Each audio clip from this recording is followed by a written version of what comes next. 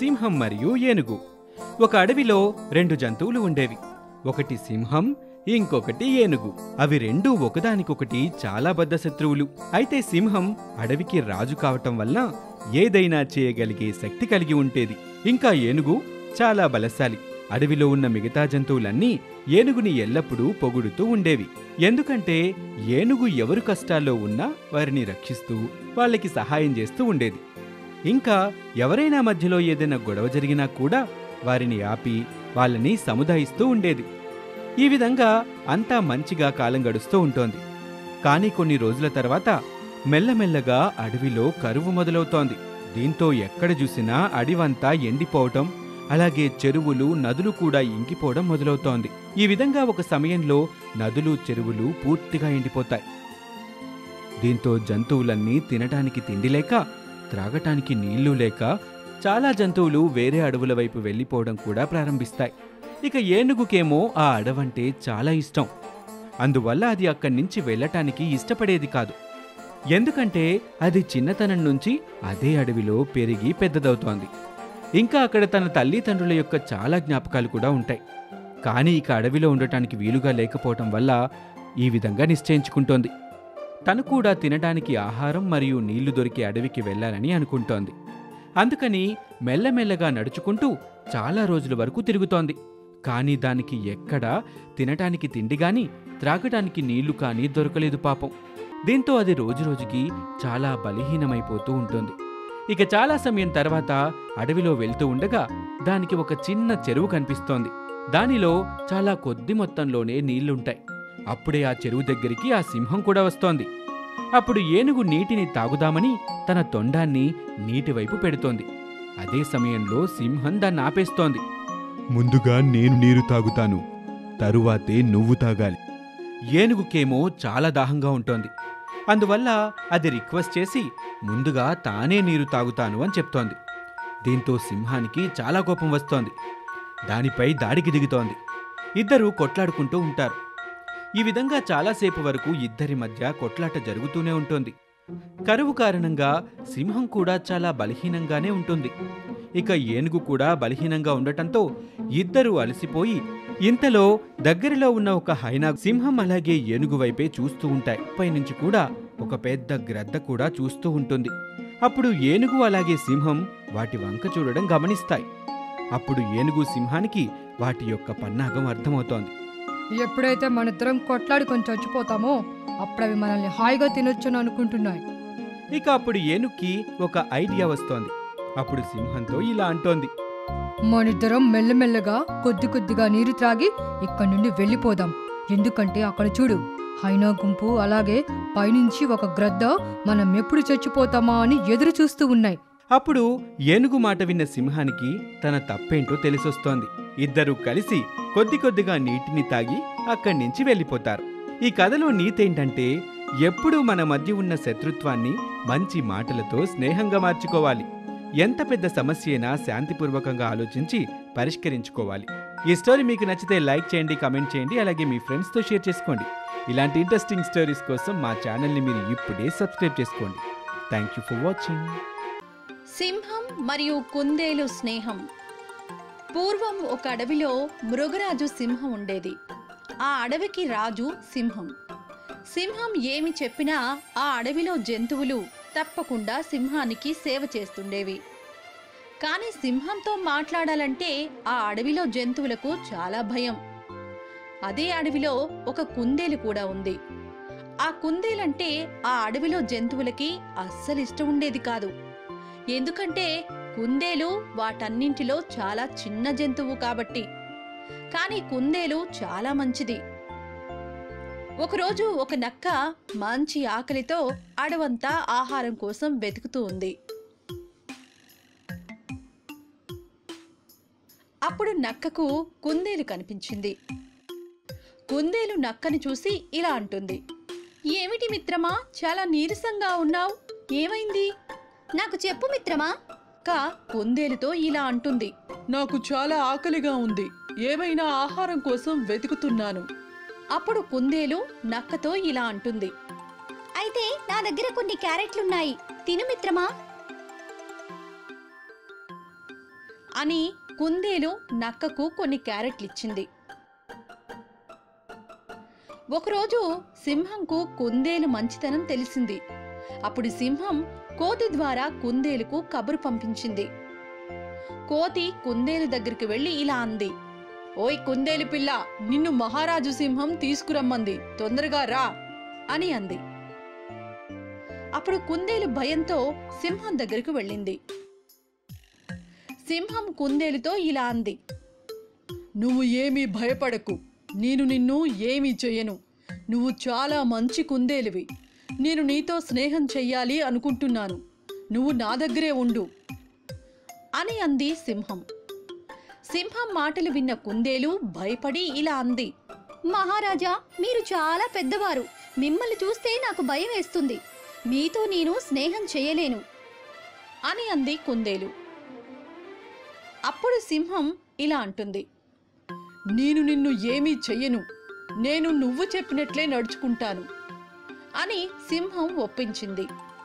అప్పటి నుంచి సింహం మరియు కుందేలు స్నేహితులుగా ఉన్నారు. ఎక్కడికి వెళ్ళినా సింహం కుందేలు కలిసి వెళ్ళేవాళ్ళు. సింహానికి కుందేలు చెప్పే మాటలు బాగా నచ్చేవి. కుందేలు చెప్పినట్లు సింహం నడుచుకోవడం మిగతా జంతువులకు నచ్చేది కాదు. మిగతా జంతువులు కుందేలు మీద ద్వేషం పెంచుకుంటాయి. అప్పుడు ఎలుగుబంటి కోతితో ఇలా అంటుంది, ఆ పిల్ల కుందేలు మన మహారాజు సింహాన్ని మాయలో పడేసింది. మనం ఎలాగైనా సరే సింహం మరియు కుందేలు స్నేహాన్ని విడగొట్టాలి అని పన్నాగం పన్నుతారు. ఒకరోజు సింహం దాచుకున్న ఆహారం కోతి ఎలుగుబంటి తీసుకొని నిద్రిస్తున్న కుందేలు దగ్గర పెడతారు.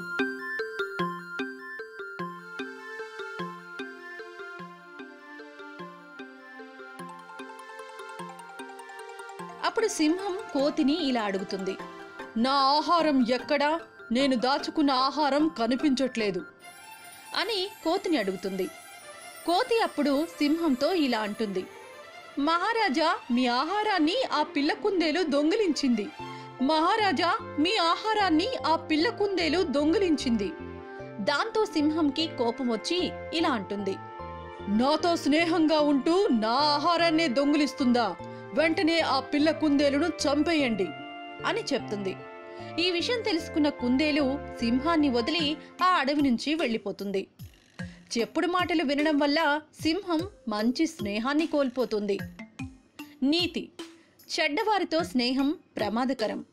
ఈ కథ మీకు నచ్చినట్లయితే మా ఛానల్ను సబ్స్క్రైబ్ చేయండి, లైక్ కొట్టండి, షేర్ చేయండి. గొర్రె మరియు దాని స్వార్థం. ఒకానొక అడవిలో కిషన్ అనే ఒక గొర్రె ఉండేది. ఆ గొర్రె ఎల్లప్పుడూ మెరిసే ఉన్నితో చాలా అందంగా ఉండేది. అడవిలో ఉన్న మిగతా జంతువులన్నీ దాని యొక్క అందాన్ని ఎల్లప్పుడూ పొగుడుతూ ఉండేవి. దాంతో కిషన్ మిగతా జంతువులతో గర్వంగా మాట్లాడేది. ఒకరోజు ఆ అడవిలో ఒక ఒంటెల గుంపు వెళ్ళసాగింది. ఆ గుంపులో నుండి ఒక ఒంటె కిషన్ను చూసి ఇలా అంది, ఆహా, ఎంత అందమైన గొర్రె! చూస్తే ఆకాశం నుండి ఒక మేఘం భూమిపై వాలినట్టుందే. అరే వెళ్ళవయ్యా వెళ్ళు, నా అందానికి దిష్టి పెడుతున్నావా? ఒకరోజు దగ్గరగా ఉన్న వేరొక అడవిలో నుండి కొన్ని గొర్రెలు అక్కడికొచ్చాయి. వాటి అందాన్ని కూడా చూసి మిగతా జంతువులన్నీ ప్రశంసించసాగాయి. ఇది చూసిన కిషన్ అసూయపడింది.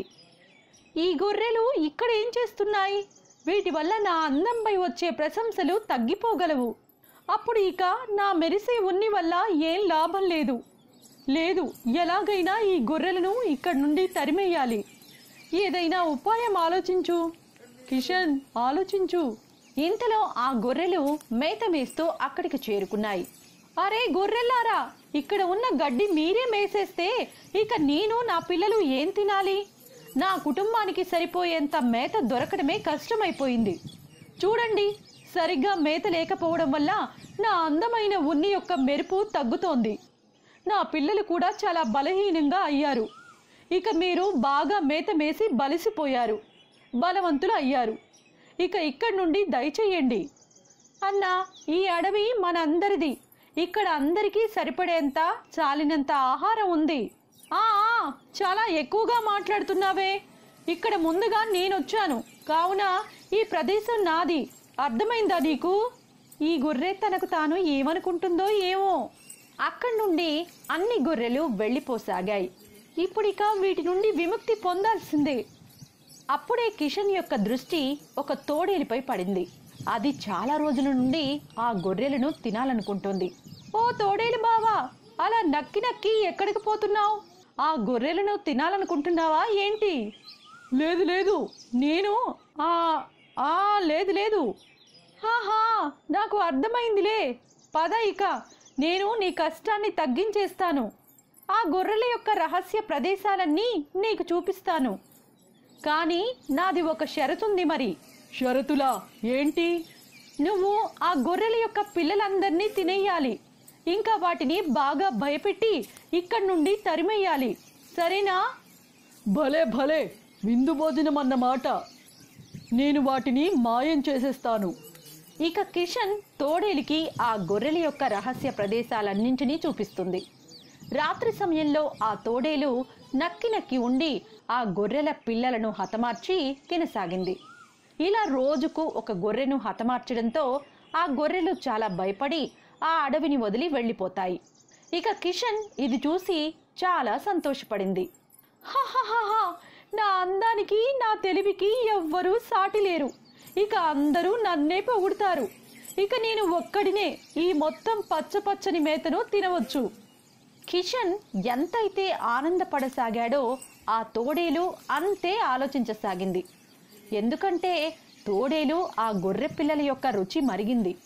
ఇక దానికి గొర్రె పిల్లలు తినడానికి దొరకకుండా పోయాయి. ఇంత రుచికరమైన ఆహారం ఇక నాకు దొరకదా? ఆకలితో అలమటిస్తున్నానే. అప్పుడు అది కిషన్ యొక్క పిల్లలను ఆడుకోవడం చూసింది. ఇక సందు దొరకగానే కిషన్ యొక్క పిల్లలను తినేసింది. ఇదంతా తెలుసుకున్న కిషన్ తోడేలుతో ఇలా అంది. నువ్వు చాలా మోసపు తోడేలివి అని అంది. నేను తోడేలును, మోసం చేయడం నా స్వభావంలోనే ఉంది. కానీ నువ్వు కూడా మిగతా గొర్రెలను మోసం చేశావు. దాని పరిణామమే ఇప్పుడు అనుభవిస్తున్నావని అనుకో. ఈ మాట విన్న కిషన్ పశ్చాత్తాపంతో కుమిలిపోయింది. అవును, స్వార్థంతో నా కళ్ళు మూసుకుపోయాయి. ఎంత పెద్ద పొరపాటు చేశాను. అయ్యో. తను చేసిన తప్పుకు క్షమాపణ వేడుకొని ఇంకా ఆ గొర్రెలతో కలిసి జీవించసాగింది. ఈ కథ మీకు నచ్చినట్లయితే లైక్ చేయండి, షేర్ చేయండి. ఇలాంటి మరిన్ని వీడియోల కోసం మా ఛానల్ని సబ్స్క్రైబ్ చేయండి. పక్కనే ఉన్న బెల్ ఐకాన్ని క్లిక్ చేయండి. నమస్కారం.